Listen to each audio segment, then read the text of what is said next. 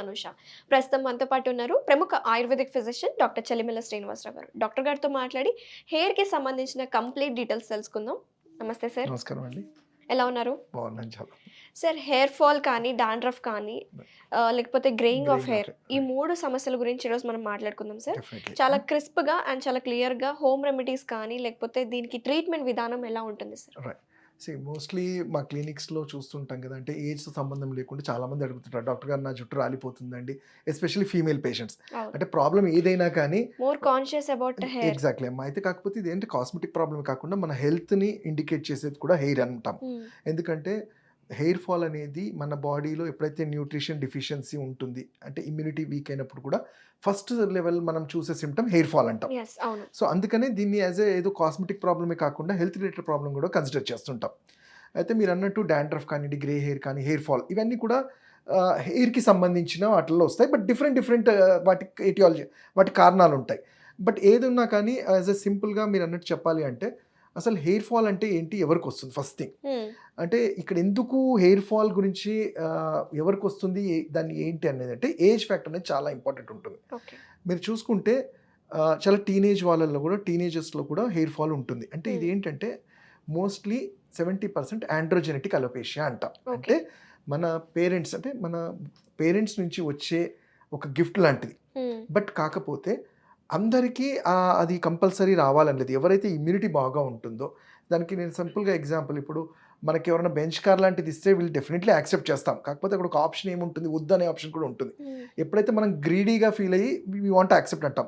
అలానే ఎంత genetic problems ఉన్నా కానీ, ఎంత జెనెటిక్గా ఉన్నా కానీ మీ బాడీ ఇమ్యూనిటీ వీక్ అయిపోయినప్పుడు వెంటనే యాక్సెప్ట్ అవుతుంది. హ్మ్. అందుకనే తొందరగా హెయిర్ ఫాల్ ఉంటుంది. ఓకే. ఎవరైతే వాళ్ళ జెనెటిక్లో కూడా వాళ్ళ ఫాదర్కి బాల్డ్ హెడ్ ఉన్నా కానీ వాళ్ళ ఇమ్యూనిటీ బాగా ఉంటే దే కెన్ 60-70 ఇయర్స్ వరకు కూడా వాళ్ళకి ఎటువంటి ప్రాబ్లం ఉండదు.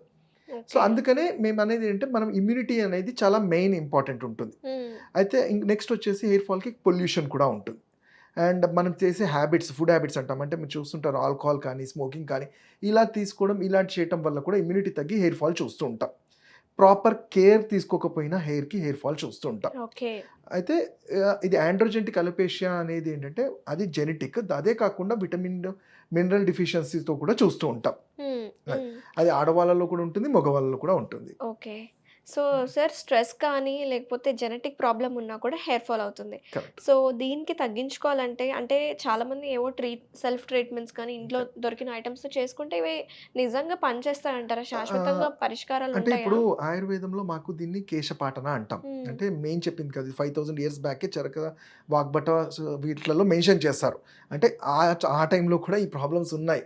బట్ వాళ్ళు సక్సెస్ఫుల్గా ఎలా ట్రీట్మెంట్ చేశారంటే ఒక సర్టెన్ ఏజ్ వరకు వీటిని మనం కట్టడి చేయొచ్చు. అంటే సపోజ్ 35-40 ఇయర్స్ ఆ రేంజ్ వరకు కూడా హెయిర్ ఫాల్ అయినా కానీ మనం రీజనరేట్ చేసే ఛాన్స్ ఉంటుంది. ఎందుకంటే ఓకే. ఆ ఫాలికల్స్కి మళ్ళీ రీగ్రోత్ అయ్యే ఛాన్సెస్ ఉంటుంది. అంటే అక్కడ రూట్ ఉంటేనే కదా రూట్ సార్? ఉండి అది ప్రాపర్‌గా ఆక్సిజనేట్ చేయగలుగుతాం అనుకుంటేనే ఆ కేసెస్ తీసుకుంటాం. ఓకే. కొంతమందికి మీరు చూస్తారు అంటే ఆల్మోస్ట్ బాల్డ్‌నెస్ అక్కడ 30% బాల్డ్‌నెస్ వచ్చి 40 క్రాస్ అయిన వాళ్ళల్లో మనము అక్కడ ఏంటంటే చాలా తక్కువగా చూస్తుంటాం. హ్మ్. ఎందుకంటే ఆ ఫాలికల్ అనేది కంప్లీట్ డెడ్ అయి ఉంటుంది. హ్మ్.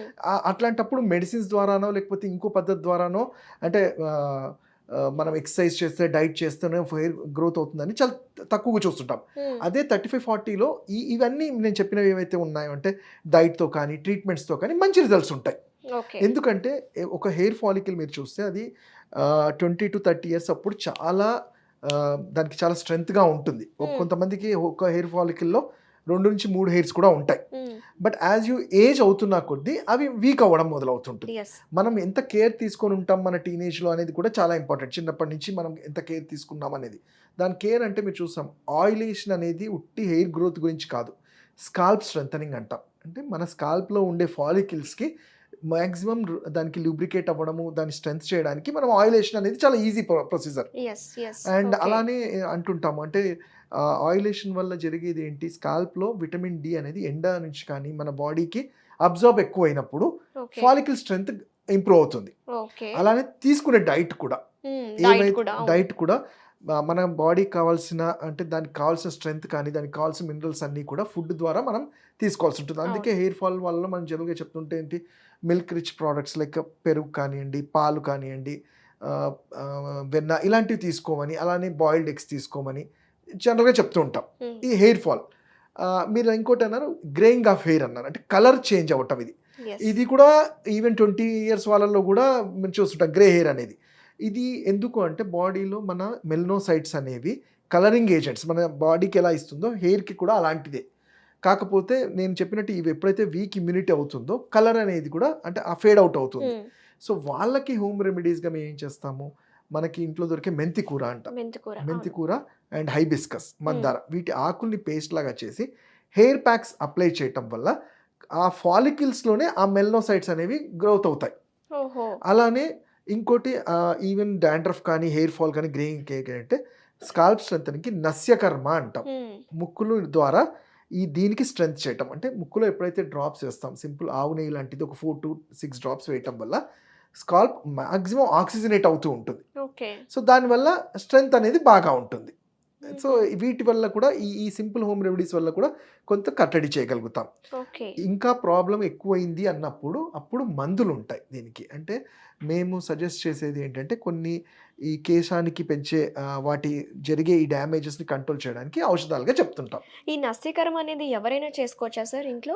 తప్ప 6 years నుంచి ఏజ్ నుంచి ఎవరైనా చేసుకోవచ్చు. ఓకే. అంటే అది చేసేటప్పుడు తీసుకోవాల్సిన జాగ్రత్తలు ఏంటంటారు? జనరల్గా ఏంటంటే నస్యకర్మ చేసినప్పుడు ఎక్కువ చల్లగాలిలో కాకుండా, ఎక్కువ లైట్ కాకుండా నార్మల్గా పొద్దున కొంచెం తక్కువ లైట్లో వేసుకొని కంఫర్టబుల్గా కూర్చొని ముక్కులో 4 డ్రాప్స్ వేసి ఒక 5 minutes అలానే ఉండాలి. వెంటనే మనం వేరే వర్క్ కాకుండా చేసుకుని తర్వాత మీ యాక్టివిటీస్ అన్నీ చేసుకోవచ్చు.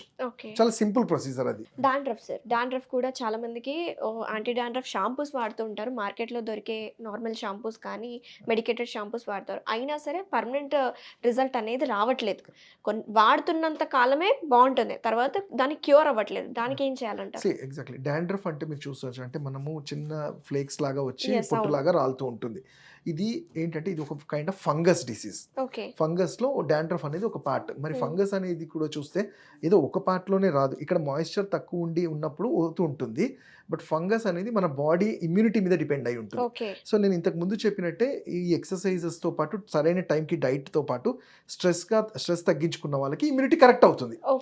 ఇంకా డాండ్రఫ్ మీరు అన్నట్టు షాంపూస్ యూజ్ చేసినప్పుడు తగ్గుతున్నాయి మళ్ళీ వస్తుంది అన్నప్పుడు అంటే ఆయుర్వేదంలో దీన్ని ఏంటి కంప్లీట్ స్కాల్ప్లో ఉండే ఎక్కడైతే దీని స్టార్ట్ అవుతుంది ఆ డాండ్రఫ్ అక్కడ క్లీన్ చేయడానికి సింపుల్గా చెప్పేది మనకి ఇంట్లో దొరికే మజ్జిగ, అలానే వేప బెరడు, దాన్ని తీసి కషాయం చేసుకొని ఈ మజ్జిగ బటర్ మిల్క్ బాగా పులిసిన మజ్జిగలో దీనికి ఏంటంటే స్క్రేపింగ్ ఎఫెక్ట్ అంటాం, అంటే ఈ ఫంగస్ ని క్లీన్ చేసే ఎఫెక్ట్ చాలా బాగా ఉంటుంది. మజ్జిగలో వేప బెరడు దాన్ని కషాయం కలుపుకొని వారంలో ఒకసారి వాష్ చేసుకోవడం వల్ల స్కాల్ప్ అనేది ఇన్ఫెక్టెడ్ ఫ్రీ అంటాం, అంటే ఫంగస్ అక్కడ రాకుండా హెల్ప్ అవుతుంది. అప్పుడు మీరు ఎట్లాంటి ఆయిల్స్ కానివ్వండి, నార్మల్ కోకోనట్ ఆయిల్స్ కానివ్వండి, లేకపోతే నీమ్ ఆయిల్స్ ఇలాంటివి పెట్టడం వల్ల డాండ్రఫ్ని అక్కడితోనే ఆపేయడానికి ఛాన్సెస్ ఉంటాయి. Very nice sir. ఇది ఇంట్లో కూడా చేసుకోవచ్చు మనం. ఇది ఇంట్లోనే చేసే పద్ధతి ఈజీగా. థ్యాంక్ యూ సార్, చాలా వివరంగా ఎక్స్ప్లెయిన్ చేశారు. Thank you so much. Thank you.